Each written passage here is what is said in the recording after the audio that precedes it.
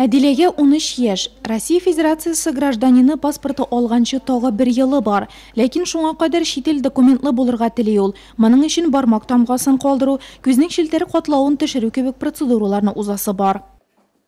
Мин шит илдә бер качан да булмадым, минем бик барасым килә. Дөньяны күрәсем бик килә.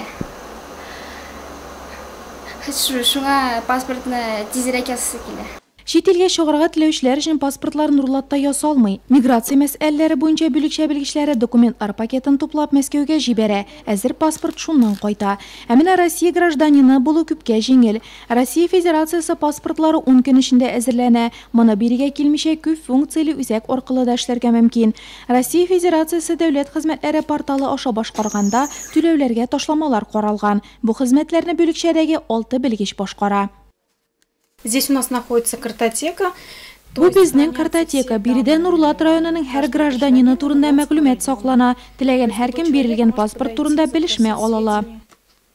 Кешене паспортлы итүдән тыш биредә районга килгән киткәннәрне, яшәүчеләрне тору урыннарында теркәү буенча зур эш башкарыла. Шит илдән килгән бер генә кеше дә аларның күз угыннан югалмый. Кунакка килгәнме ул, әллә эшләү исәбе белән шикне кичкәнме, бүлекчә белгечләре бу өлкәдә хокук бозуларны барлый.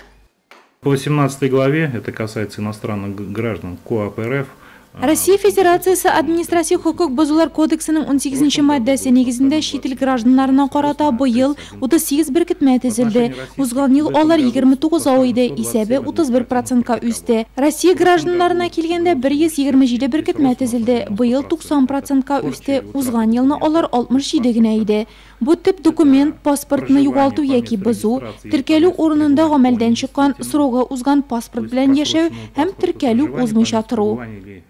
Узган елны айрым структура булган миграция хезмәте юкка чыгарылып, эчке эшләр бүлеге бүлекчәсе булып калды. Ләкин бу штат кыскартылуга да, эш бурычлары азаюга да китермәгән. Миграция хезмәткәрләре функцияләре һаман да шул. Ул да булса, миграция законнары сагында тору.